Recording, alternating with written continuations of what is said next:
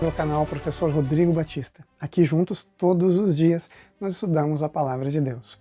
Como você tem visto, a minha voz não está muito boa, ainda estou me recuperando. Eu peguei uma gripe, é uma virose complicada, mas eu já estou melhorando, a minha voz está aos pouquinhos melhorando. Eu espero que isso não atrapalhe muito, pelo menos, o nosso estudo diário da Palavra de Deus. Nessa semana nós estamos estudando sobre a imagem, a ideia, o símbolo de casamento dentro da profecia bíblica. Qual que é o significado? Por que Jesus comparou muitas vezes a sua união com a igreja dele como um casamento? As ceias da boda do Cordeiro, que é o que nós estamos estudando no texto bíblico dessa semana, que está em Apocalipse capítulo 19, verso 9, que diz assim: Então o anjo me disse, escreve, bem-aventurados aqueles que são chamados à ceia das bodas, casamento do Cordeiro. E acrescentou, são essas as verdadeiras palavras de Deus. Então é muito sério, muito importante entender o princípio com respeito ao casamento. Qual que é a mensagem de Deus? O que ele quer referenciar para a gente conseguir entender, aplicar e entender também a mensagem profética com respeito ao casamento. Vamos fazer então uma análise da profecia bíblica do Antigo Testamento com respeito à bela noiva. Ezequiel 16, verso 4. Quanto ao teu nascimento, no dia em que nasceste, não te foi cortado o umbigo, nem foste lavada com água para te limpar, nem esfregada com sal, nem envolta em faixas. Não se apiedou de ti olho algum para te fazer alguma dessas coisas. Compadecido de ti, antes foste lançada em pleno campo, no dia em que nasceste, porque tiveram nojo de ti. Passando eu por junto de ti, vi-te a revolver-te no teu sangue, e te disse, ainda que estás no teu sangue, vive. Sim, ainda que estás no teu sangue, vive. Aqui nós temos a comparação do povo de Deus, criado, formado e escolhido por Deus. E Deus compara aqui uma mulher que nasce e simplesmente é rejeitada pelos seus, e ele, como alguém que passa pelo caminho, encontra aquele bebê rejeitado e o cria, o limpa, o protege, faz com que cresça saudável, firme, forte. Essa é a ideia que Deus coloca, que ele criou o seu povo e ele estabeleceu o seu povo, até que o seu povo tornou-se sua esposa, a esposa do Cordeiro. Aqui ele diz que ele colocou as abas das suas vestes, que era uma forma do período bíblico em que se pedia alguém em casamento, né? A gente tem muitas histórias aí, a história de Ruth é muito parecida com essa história da aba das vestes, enfim. Vamos continuar. Então te lavei com água e te enxuguei do teu sangue e te ungi com óleo. Profeticamente falando, a gente pode dizer que o significado aqui é que ele lavou dos seus pecados, purificou o povo de Israel, tornou-o limpo e o colocou com o óleo do Espírito Santo. Continua.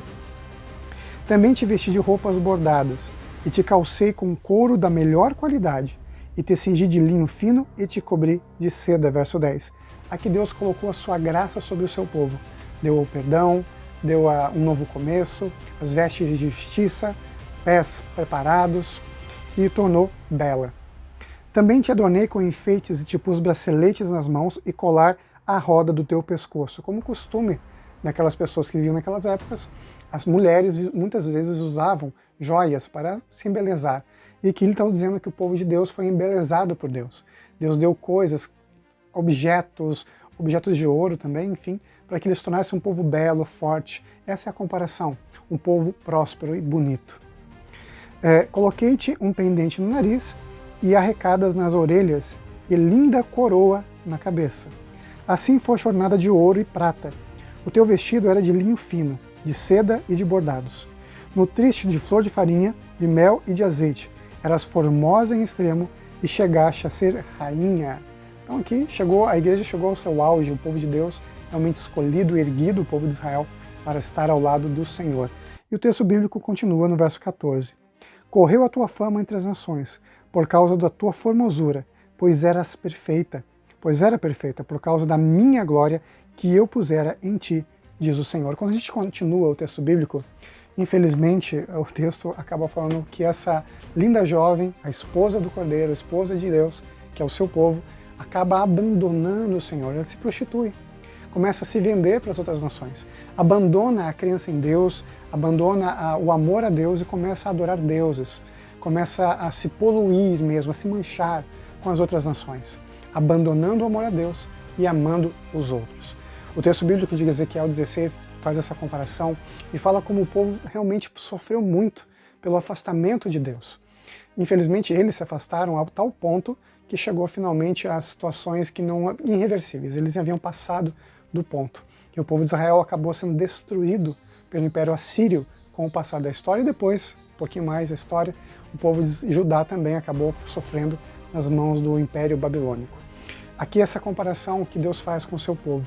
Quando nós estamos com Ele, somos a sua igreja amada, pura, verdadeira, bela, com a coroa na cabeça.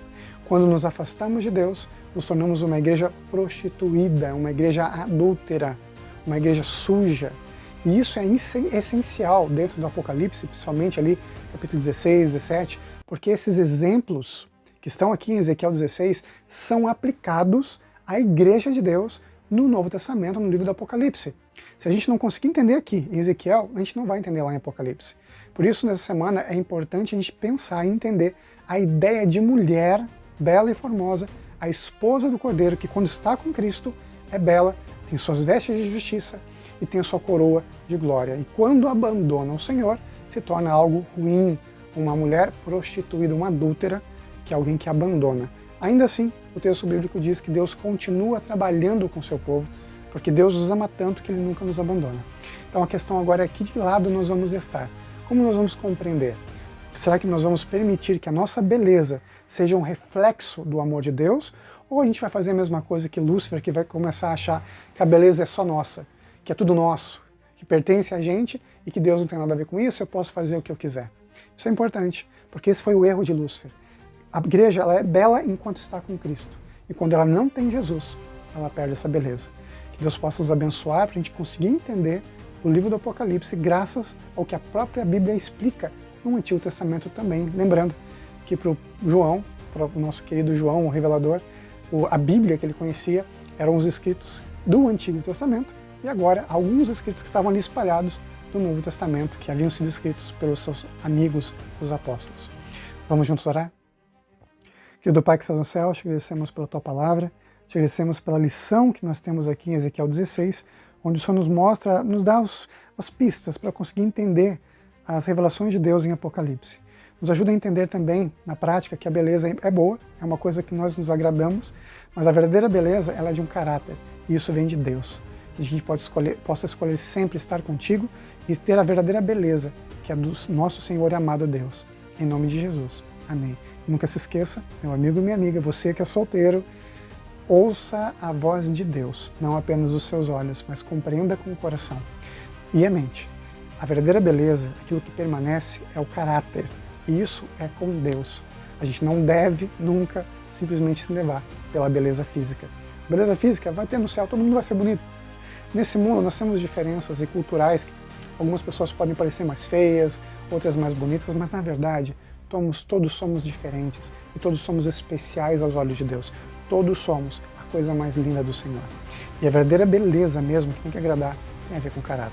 Que Deus possa te abençoar, possa me abençoar, que todos nós que estamos aqui possamos crescer no conhecimento de Jesus e entendendo que a verdadeira beleza é dom de Deus. E isso tem a ver com caráter. Que Deus te abençoe, permaneça em paz, permaneça com Deus e te vejo amanhã para o nosso estudo. Tchau, tchau.